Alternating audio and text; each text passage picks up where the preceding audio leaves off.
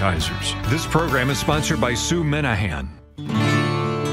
Welcome to Talk Cosmos, the show where Sue Minahan and her panel of guests bring you insightful conversations to awaken consciousness for soul growth.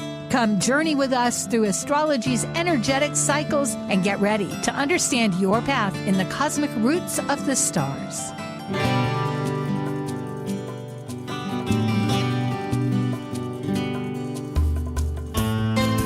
Hello, everybody. This is Talk Cosmos. I'm Sue Minahan, and today we are talking about our most brilliant planet that we see in the sky, often just regarded as a star. I'm sure engendering the idea of what a planet is, which is a wandering star, because it's Venus, seen around the world for her brilliancy and the magnitude of the power that it brings. It's a very perfect orbit, unlike others. You can depend on it.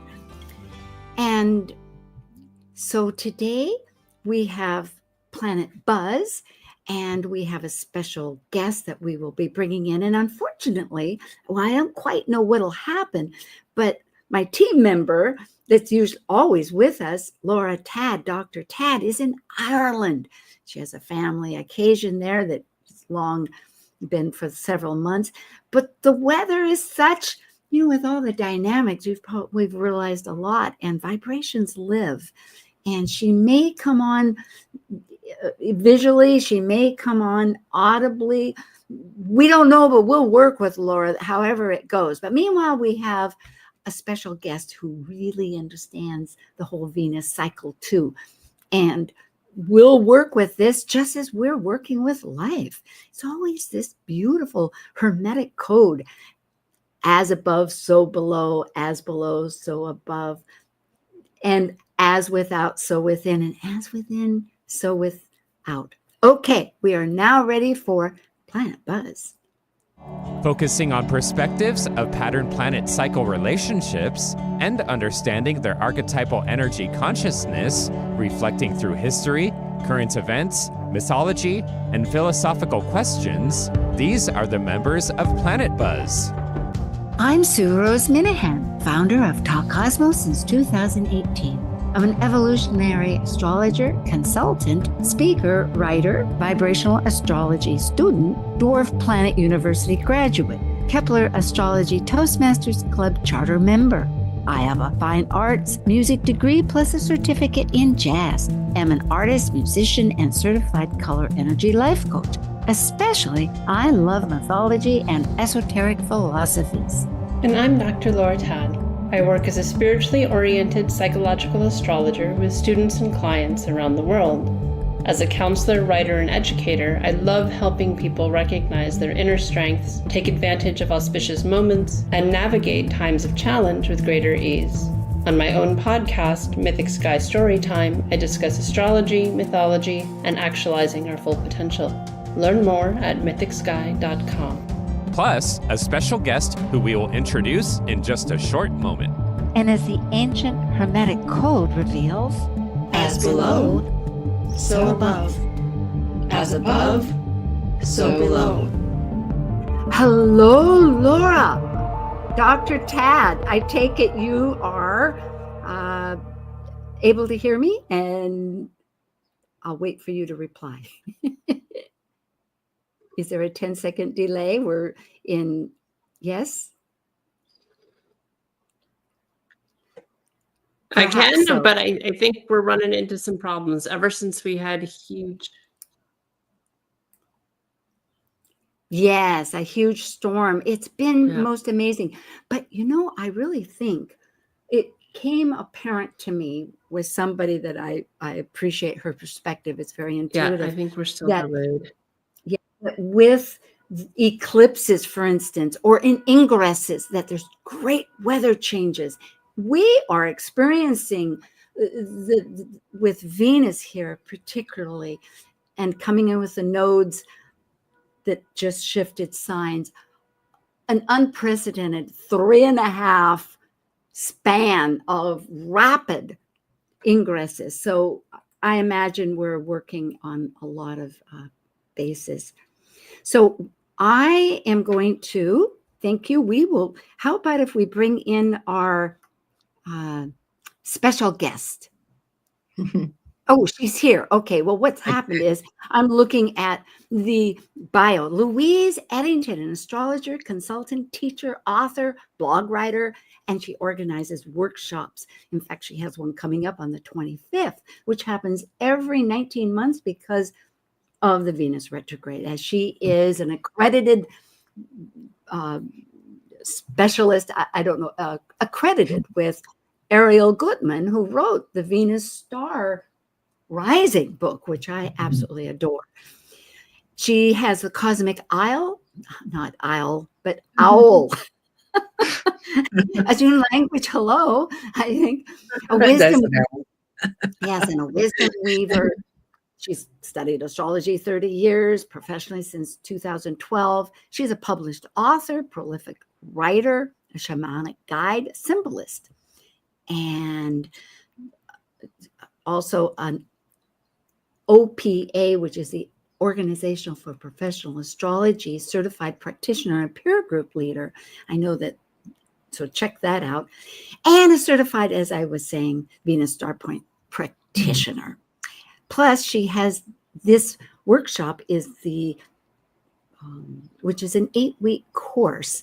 It's Venus Retrograde Heroine's Journey class. So check that out. And her YouTube channel is CosmicOwl Astrology. Thank you, Louise. I'm so glad you're here. And I think we lost Laura. Great to be here. Yeah. We'll just play that by ear. I think she's trying to call in again. So anyway. Yes, indeed. Well, I am really glad. And we're going to work between, we both have PowerPoints and Louise has all kinds of information. And this is a beautifully, as the universe works, a prelude to a dive deeper that you can do with Louise. So Nate, if you can pull up my, oh, you have already. Sue clue in. Okay. And here you can check with Louise at her site, LouiseEdington, that's 1D. And also on Substack, which you write prolifically. Oh, it's Cosmic Owl on Substack, but that's all right. Oh, okay. Okay. Excellent. And I think you'll have that. And Dr. LauraTadd is Mythic Sky and myself talk Cosmos. I took some of these dates. We're going to flip back and forth, but I'm going to give a little bit of a run out of a survey, and then we'll go into the Venusstarpoint with Louise's. But there's a shadow path. That's when the degree begins and leading up to the retrograde, and then afterwards it finishes up on direct. So it's a long, long journey. January 28th, when Venus entered Pisces at 24 degrees and 37 seconds, because we have a podcast here, Pisces, and then all the way to May 16th. Most interestingly, Mars is really interacting, and Mercury, as we'll discuss, along with a good deal of the outer planets. Yep. And then it goes retrograde. I hope I finished my sentence with that, but that's May 16th. And just as far as the dates go, because Louise will bring some of these. Retrograde May the 1st. Yes. That's, March 1st. I mean, Mercury goes retrograde March 15th. Yeah. Oh, okay. Thank you. Oh, so I swapped those. Darn it. Oh, no, you wrote them down right. Oh, good. Yeah. Okay. March 1st, Venus. That's all right. Nothing like repeating to drive it in. Yeah. March coming up. March will go retrograde at 10 degrees and 50 minutes Aries. So it's gone in from the water to the fire. And then on the 22nd, just after I'm giving just a quick review here, it'll go to the Venusstarpoint that Louise is really going to dive into in a moment after I go through a little bit of this, what that means. And that is a 100-year cycle. And it's it retrogrades like the nodes. So it will be at 2 degrees, 39 minutes Aries. There's one more after this. Then finally on the 18th, well, it goes direct on the 7th of April, but then on April 16th, which means it returns to that 10 degrees and 50 on the 16th at 50 degrees Aries. Do you want to make a comment here, or shall I'm thinking we have so much packed, and I think you're bringing these in. We'll just keep going, because I think one of my slides gives some of these dates too, but you don't actually have the Venus direct date there, but it doesn't matter. We'll find it. Oh, let's see. Venus direct. That's a very good point. That's very important. I thought I did. Oh, April the 12th. April the 12th. Oh, bless you. Thank you. Thank you for bringing that up. That's vital, because that does begin part of the shadow period afterwards on the 12th. All right. And this pathway happens to be in Scotland. I thought, we're going on a path, and I just love that view. Just as a comment, Mars, about out-of-bound planets. Mars has been since January 1st until the 7th, which is 5 days before the 12th, which Louise just brought up, out of bounds. That means Mars is not only retrograde, but acting as its own archetype, instinctive, either in Leo or Cancer, which has its own archetype of, both air and fire, and other conversations have talked about that, or other programs. But just to bring your awareness that Mars is, but Venus never. Venus is very circular, never goes out of bounds like Saturn. I will say Mars, as we record this, Mars is actually at its peak out of bounds off the ecliptic. So it's way off the ecliptic as we record this. So thank you. We'll see how we activate that. Well, I think we're figuring that out because of Laura not being able to get in and all these kind of things. Yes, and she did bring up this factor, and I decided to put it right in the beginning. For the United States, and of course this is a global occurrence, but for the United States, most interesting, specifically, this Venus is squaring, that means activating at 90 degrees, our natal Venus, which happens to be in Cancer, 3 degrees and 6 minutes Cancer. And as of today is the 9th. So just as of yesterday, it was aspecting it. So your thought that here we are at a crucible point, the most out of bounds, and activating that point, I thought we need, like she was saying, bring it up. And then on the Venusstarpoint, I didn't notice if it was just happening prior or just after the Venusstarpoint, but it is occurring retrograde for the second time. And then third will be just after let's see. Do I have that wrong? It's May 2nd or May 6th. It's May 2nd that the shadow ends. I was getting, yes, May 2nd. Can I just add to this thing that Laura noticed? The midpoint between the two eclipses that are happening during the Venus retrograde is at 2, with the moon at 2 Capricorn square the Venusstarpoint on the same day. So that's forming a T-square to the Venus of the USA. The USA is kind of majorly affected by all of this. So that's a cardinal T-square, right, pointing at the Venus of the USA. So I thank you for that, because there will be, we have a lot of cardinal action. We'll see. Yes. Yeah. Now, this is March 1st before the Venus retrograde. Oh, that's the day it stations retrograde. Yeah. Yeah. It's powerful, just with Thor's hammer, which is very activating aspect when you have sessi quadrates to a quad, lots of square energy. And Ceres is also going to be entering Aries. So that healing, nurturing.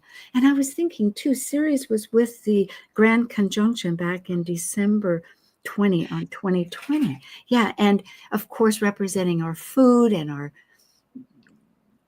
women. And go ahead. And Venus, Ceres, and Pluto were all exactly conjunct at 0 degrees Aquarius on December the 7th, 2024. So, all of these are speaking to each other because the Venus star point will be an aspect to Pluto again. So, all of this is, it's all kind of, it's very complex, to be quite honest, because they're all speaking to each other so loudly. This is true.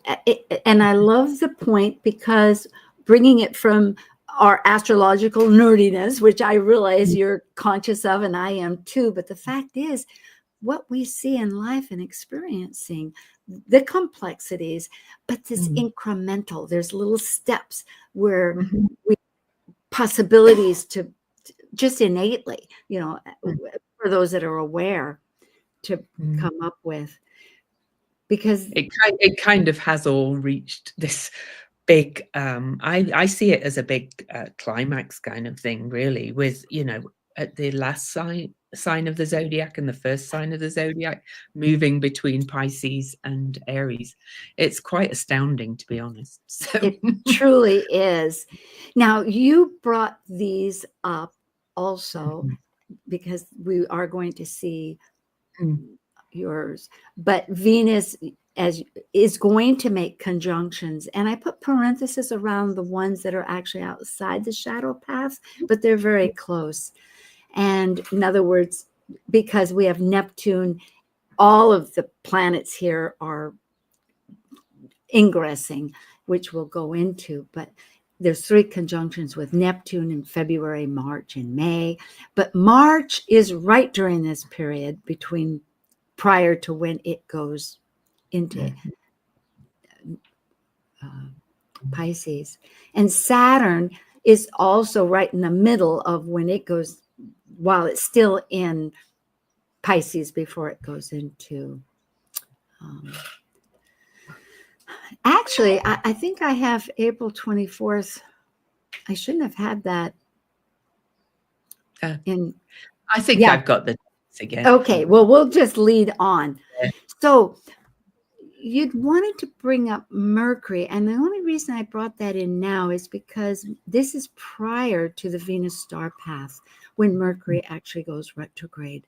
Now, we can come back to this. Should we talk about that now, or what's your feeling about it? Well, all I really want to say is, without people getting too wrapped up in the degrees, the dates, and the details, is that Mercury is going retrograde at almost the same degrees as Venus during the Venus retrograde. So, Venus will station retrograde at 10 Aries on March the 1st and station direct at 24 Pisces. And as you can see on this slide, Mercury is going retrograde at 9 Aries and will station direct at 26 Pisces. And because Mercury goes retrograde for a shorter period, that's happening right in the middle of the Venus retrograde at almost the same degrees in the first and last signs of the zodiac. And they're the 2 most personal planets other than the luminaries, the sun and moon. So this is a deeply personal story of, inner transformation and growth and rebirth, yes. I think, or redefining, as we say, because Pisces is, almost like the end, the death of things, but also, the chaos or the amniotic fluid of the womb. And Aries is the first sign, and it's almost like the toddler of the zodiac. It's the first, it's the new beginning. So everything is pointing to both a personal and a collective kind of rebirth in many ways.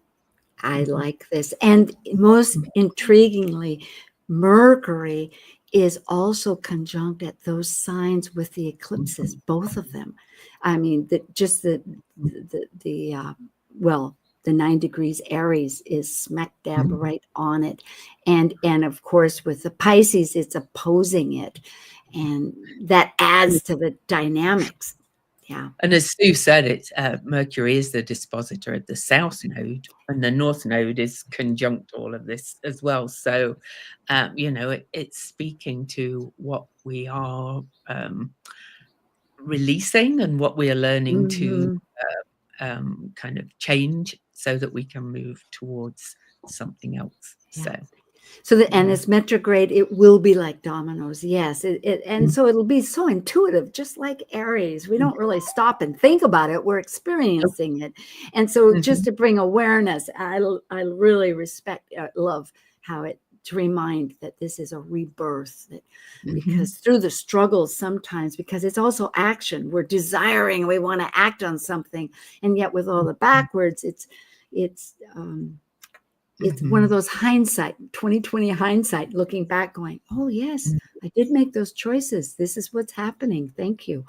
Or learning. And here's how to learn to take action differently, perhaps. You know? Yes. Yeah. Yes. And it's collective too, with, with the outer planets, of course, which we both realize. But before I go to the next, just to mention that this is the day after the eclipse on March 15th, just to show that quickness. And to finish here, it is on April 7th, which is after the retrograde. But again, this conjunction, by this time, they've all gone back into the water, which we'll talk about.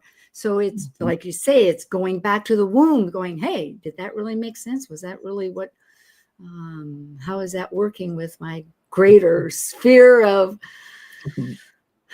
I kind of see it like the caterpillar going into the butterfly, but in the chrysalis, when the caterpillar becomes a chrysalis, it actually kind of dissolves and kind of turns into this big mush before it emerges as a butterfly.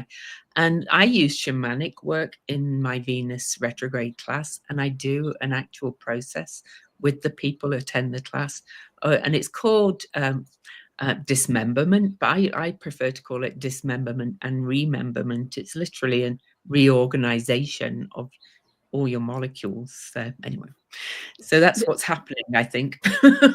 Yes, this is the experiential, especially with Aries and with Pisces, where of powers that are greater than us, and then our initiations.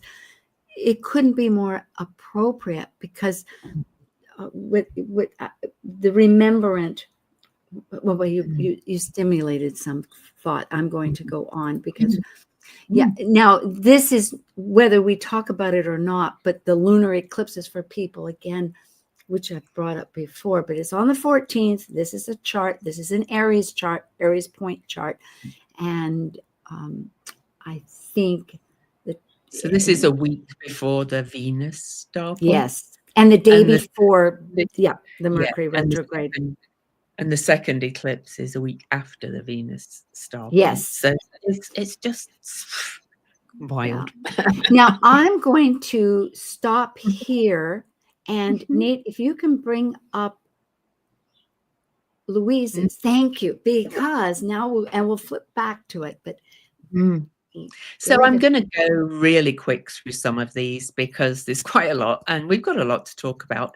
But, these are some quotes that I put in for this Venus retrograde, because I really think, this is about mastering yourself. This is about healing from the inside out. Okay. All of this. And that's, for us individually. Read one for the podcast. That's all. Just remember, we have listeners. Yep. Sorry. Yes. Yeah. No. So the first one was Lao Tzu, mastering oneself is true power. So I'll stick with that one. I love it. And just a little bit about me. Sue said I've become a professional astrologer in 2012.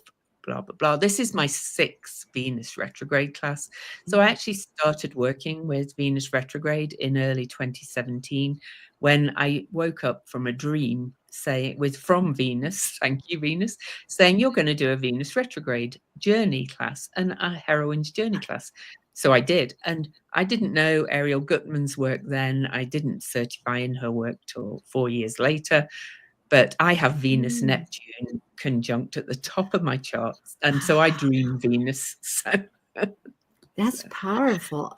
It is, and it's in Scorpio, which is very shamanic in nature. And so I am also a shamanic practitioner, and kind of my discovery of astrology and shamanic practices all began at the same time, many years ago. So what is the Venus star point? You've heard us mention it quickly. It's when the sun aligns with Venus from the Earth's perspective. And Ariel Gutman says this informs our cellular embryonic development and resonates through life as an inner eros. And this works collectively with each Venus star point. And each Venus star point occurs every 9.5 months, which is the length of a human pregnancy. We have one retrograde star, the one coming up. The other is a direct star, the evening star. And if you want to, you can come back and kind of take screenshots of these slides if people want. If I might mention too, go back to that because my brain is, I'm trying to listen and not, but the heartbeat, Ariel calls it the cosmic heartbeat, which she said it's like a heartbeat because it moves backwards through the signs like the lunar nodes do, and it's kind of working in the background. And we're actually at this, it actually has a full 251-year cycle from star point to star point. And so we're not only in the Pluto return in the USA, we're in the Venus star point return. Isn't as well. that fabulous? I love it, particularly. And for that fact that the petal, makes 5 points, just like the star. There's a mathematical, which you'll get into, but reason why all this works. It's not just invented. Oh no, it's the most beautiful pattern. And here is, the current star point or the new one coming up. And Sue had this arrowed on her slides as well. You'll see that. But at any one time, there's 2 5-pointed stars, one with the direct stars, one with the retrograde stars. And at the moment, we're under the Aries star we're coming into, Capricorn, Libra, Scorpio, because the Libra star point is ending, the Scorpio is ending, and the Libra star point is coming in for over 100 years.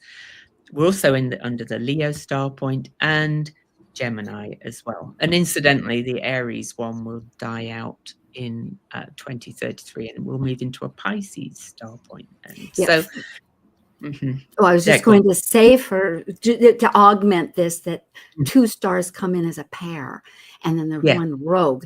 And my question to you, since I can ask now, is they shift, like Gemini won't always be the rogue, will it? Because I was looking back, I was trying to figure out. It's usually Gemini and Sagittarius are the rogues. Thank you. I'm so glad. Amazingly. Because think about that as our gathering information and coming up with philosophies and belief systems. Okay. And I guess we're ready for a break. Well, go ahead when you can finish up a little bit here. Well, I just wanted to, say that Venus is the big sister of Earth. She's most closely connected energetically to Earth in a number of ways. And she's the most occult, powerful, and mysterious of all the planets, according to the secret doctrine, which was Madame Blavatsky. And that's from a book, Mysteries of Venus by Mark Lerner, which came into my hands in a very magical way, but I don't have time to tell that story. But I also gave you some keywords here for Venus. But I did want to mention that Venus rules Libra and Taurus in our usual kind of way of looking at things, exoteric. And she's also exalted in Pisces, which she's going to retrograde back into. And she's also esoterically ruler of Gemini and Capricorn, 2 of the other current Venus star points. And so we are moving into a very Venusian age. And when the Aries star point and the Scorpio star point leave, they were Mars-ruled star points. So we're in major times of shift for so many reasons. Thank you. At this point, that esoterically, Venus is the soul ruler, which is its own rays of esoteric astrology of Gemini ruling the South Node. Thank goodness there's this mind, heart focus, which many times people thought that we were ruled. I mean, Venus, it was the first, or the moon, actually, it's all combined, that it's not just the linear thinking. And I really think that's what I wanted to emphasize, was that if it's the most mystical, or that, it's because it has desire. It's our desires. How complex is that? It's our earthly desires, it's our senses, but it's also rules an air sign, so it's our sociability and our ideas as well, creative ideas. Venus is so much more powerful than a lot of astrology has given it credit for over the last. I love how you put on one slide, which is the truth, that there's one side that's always dark, just like the moon. So meaning, just looking at the physicality of it, and I'm a big believer that Venus isn't all roses. There's some thorns in there, because it came out of strife just from the mythology, at least as far as Western goes. And so it's it's really as though light overcomes the dark in that sense, and it's through what we love truest. Yeah. Well, we could go on and on. Let's see. Shall we? I guess we do need to take a break. Okay, we shall. We'll be right back. Stay with us, and I hope Laura does, but we'll see. Okay, thank you.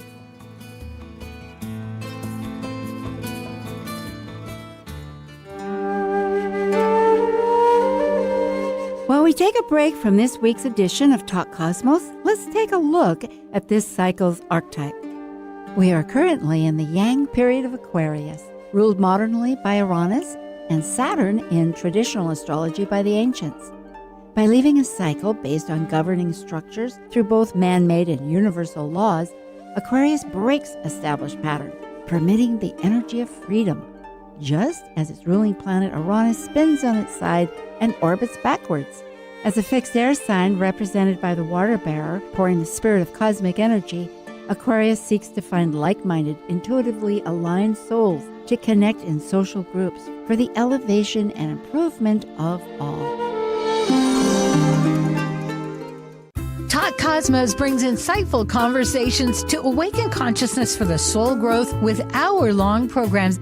Talk Cosmos weekly programs are also available to watch live on the Talk Cosmos YouTube channel and Facebook page. While you're there, make sure you click the like and subscribe buttons so you get the full Talk Cosmos experience. Or if you'd rather listen to the show archives with audio only, the entire podcast collection since 2018 is available on most podcast carriers. And to find out about upcoming programs, sign up for the newsletter at talkcosmos.com. So grab your coffee, tea, or kombucha and enjoy the show. This is Martha Norwalk every Sunday morning beginning at 9 a.m. Thanks in part to Dr. Nels Rasmussen and the Healing Ministry for Animals.com, we cover the world of animals. This week, February 16th, it's Behavior Training and Healing Sunday with me, and talk with your human or animal loved ones on this side or the other, and personal awareness coaching with Natasha Venter. Hope you can join us. Plan to call in with your questions for either one of us or a personal reading with Natasha.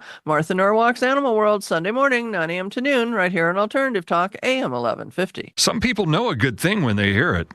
Alternative Talk 1150. Hi, we're back, and it'll be you and me. Go ahead. Let's see what next. So yeah, I'm gonna whiz through a little bit, because I do teach whole classes on the star point, so we don't want to go. So but this is an image that Deborah Holding made, Deborah Holding out of England, to show the 5 points of the Venus star that happen over 8 years. They make this beautiful heart image. And Venus is very much associated with the heart chakra, all kinds of things like that. So, and love, of course. So, I'm not going to read all this about. No, it's good. Venus it's good. star. I'm glad for the picture. Here's some numbers for the Venus star, but the Venus cycle is based on the calculation phi, which is also the Fibonacci sequence, which it shows up everywhere in nature.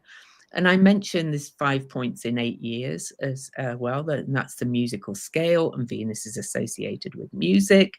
Venus is just so powerful. It is. And here's some images based on this, on phi, which is also known as the golden ratio, proportion, mean, or section.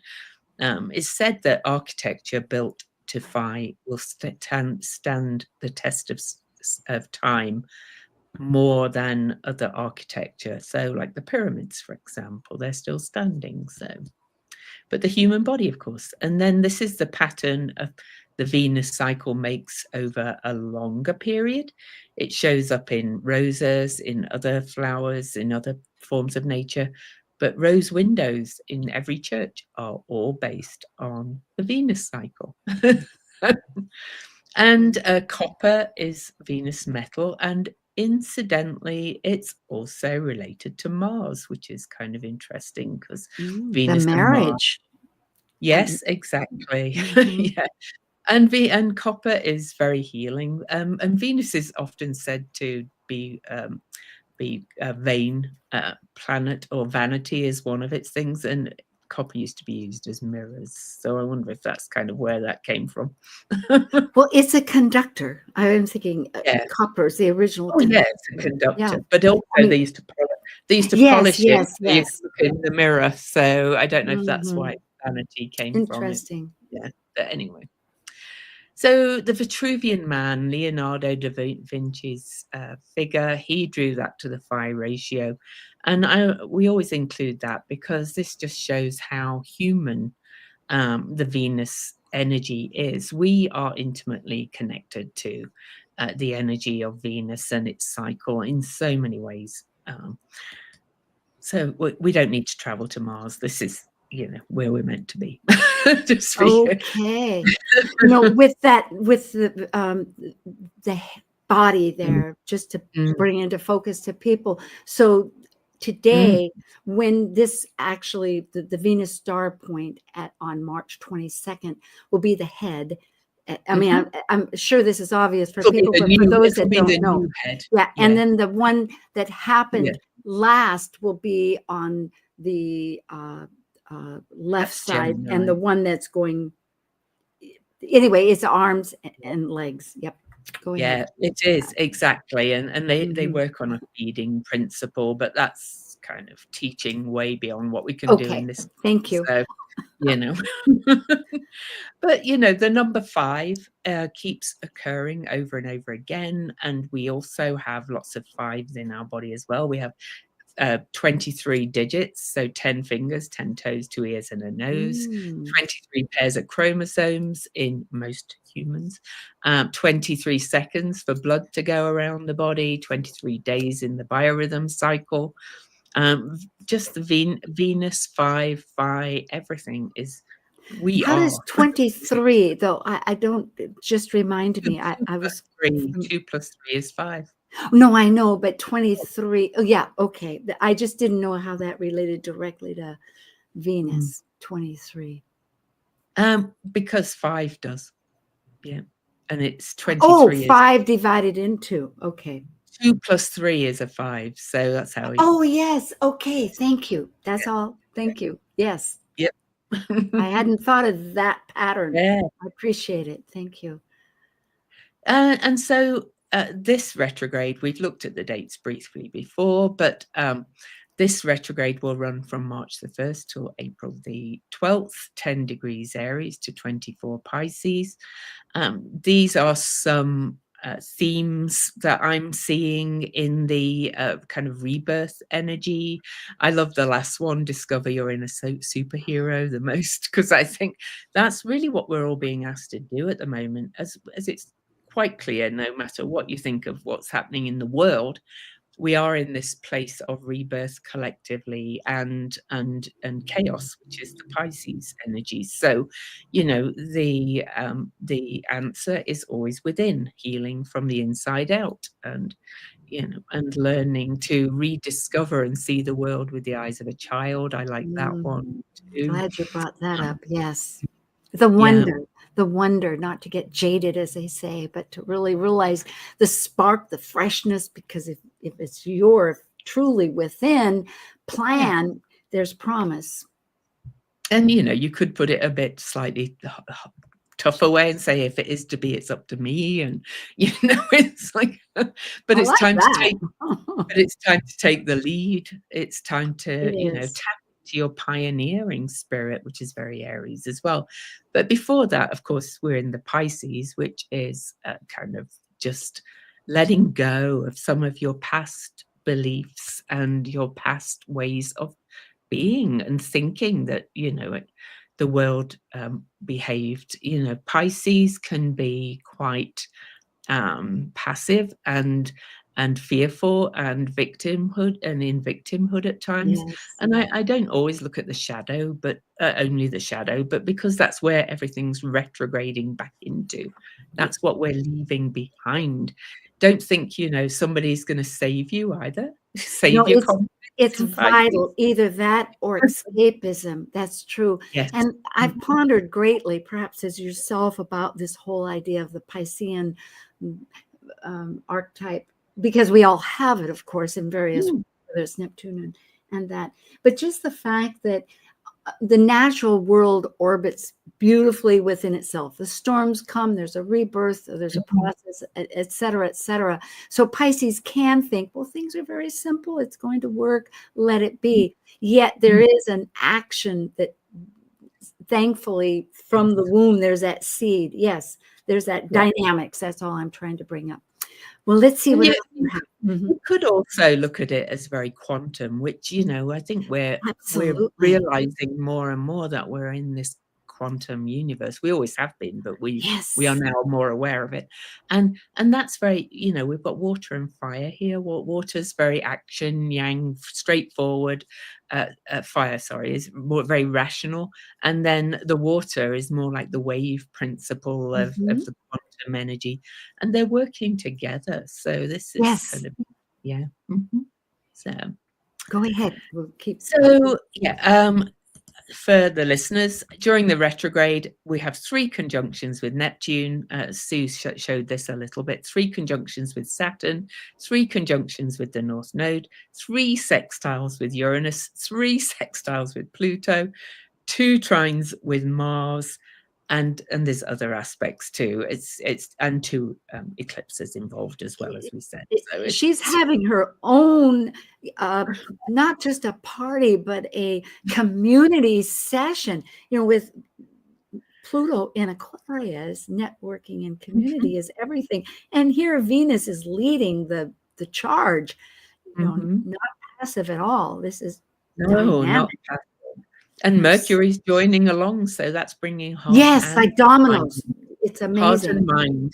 Yes. I love it. Thank you for this slide. So just some ideas to work with the new Aries morning star, so when the Sun and Venus meet on March the 22nd, they actually meet on the same day as the last quarter moon, the crisis in consciousness phase between charts, between the 2 eclipses. Yeah, we'll see charts. So I'm not going to read them all, but really step into kind of your warrior, pioneer energy. You can do things for release, or things like yoga, down facing dog, or the boat pose, or the bridge, warrior poses. You can do fast-paced exercise once we move back into Aries, I think, really. Boxing, martial arts will all help you to feel empowered. I do boxing, actually. That's me. I box. Yeah. This is valuable. Often we think about how to interact with the new moon, for instance, but here with all this Aryan energy, it's how to channel it, and the body, recognizing the body. It's not just all mind. We need to physically feel. I know that with Parkinson's too, that's really good with boxing.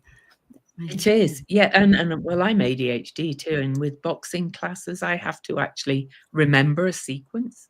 And so it helps focus my mind as well as somewhat like drumming. Drumming, you have to go, mama, daddy, mama, daddy. Yeah. Exactly. So drumming, yep, I put that as well. Do drumming, and get outside and witness the morning star after she emerges in the east as a morning star. And Ariel Gutman on the Venusstarpoint YouTube channel has a Venus mudra where you can. It's very simple. You can just do that. You can wear copper for Venus and Aries. Wear the pentagram, which I do. Wear red. Oh, yeah. Spicy food. Yeah. Because Venus in Aries is really a very action-oriented, straightforward Venus. So, and that's even though she goes back into Pisces, we are moving into that Aries energy. Autonomy, big autonomy. Yeah. Autonomy, yeah. Well, and this is, I know you're going to look at the chart, but I just want to point out that the 2 degrees Aries is the Venus star point on March the 22nd. The moon will be in Capricorn, so earlier that day will square Venus and the sun, and that's where I mentioned it's opposing the USA of the Venus chart. So it's powerful. Anyway, yes, indeed. And that's just about my class. If anybody wants to scan the QR code, there you go. Just beautiful, because even with the slides later, you can download this or go to Louise's LouiseEdington's site. Thank you. Thank you. I added this in my charts too. Nate, if we can have mine again. Is this where, and you did instantly. Okay. I recapped some of these that not knowing how it would be. And again, I love Louise's denoting all the past and present star points that shows this cycle. It's the same, and I'm going to recap this, but thank you for bringing up on this slide that is also the Venus star point on March 22nd at 9:07:15 p.m. Eastern Daylight Time, Washington, D.C., for this particular chart, that the ascendant is on Spica at 24 degrees Libra, which is a fixed star out there. And it's a very fortunate fixed star. Yes, the most so. Exactly. I'm grateful. It's right between my south node and my moon. But I think this is, I think a lot of people are very concerned about what's happening in the USA. And I think, not only this, but there's a lot of other things that are suggesting that we, are in this chaotic stage collectively in the States, and that we are going to come out of it.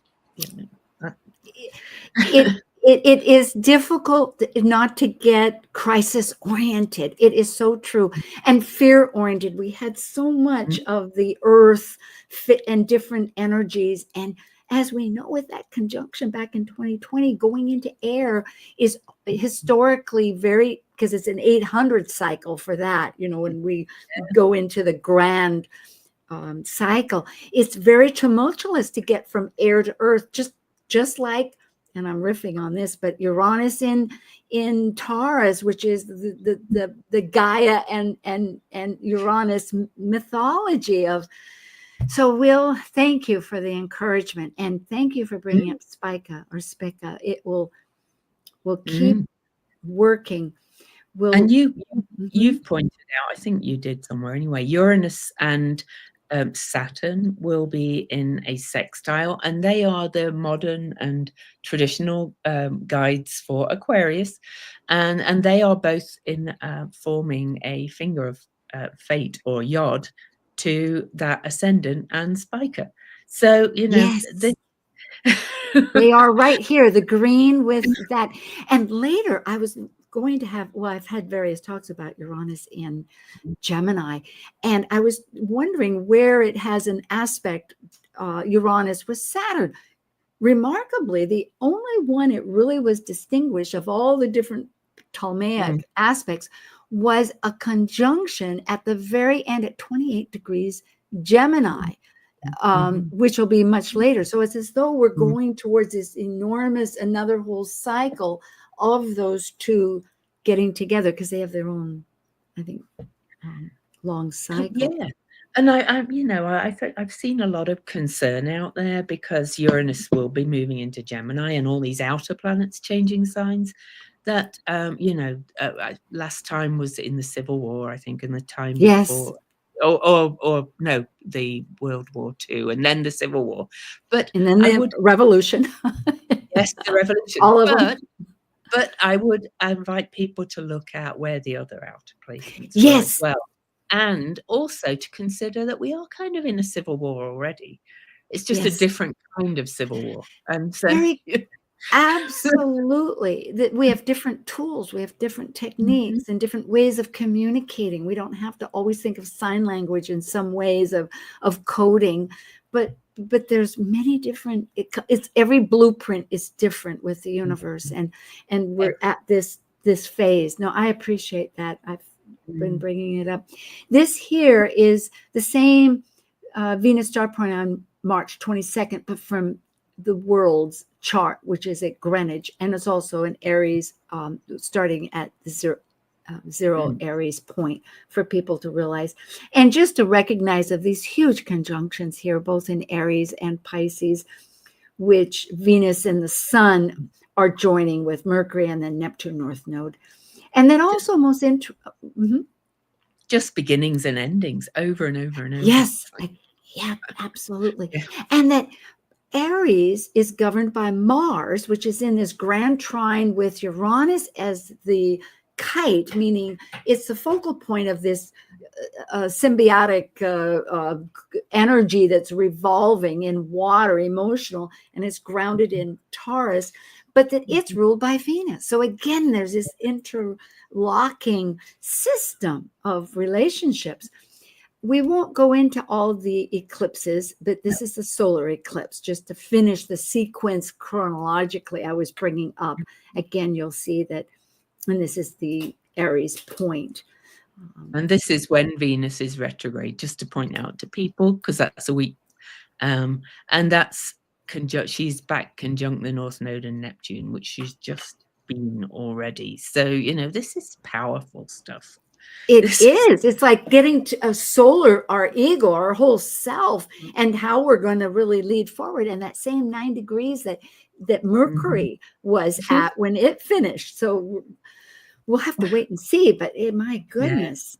Yeah. And then, well, I was bringing up, that's okay. Well, it's my belief that you can kind of help yourself through these immense times of change, which is why I do the class.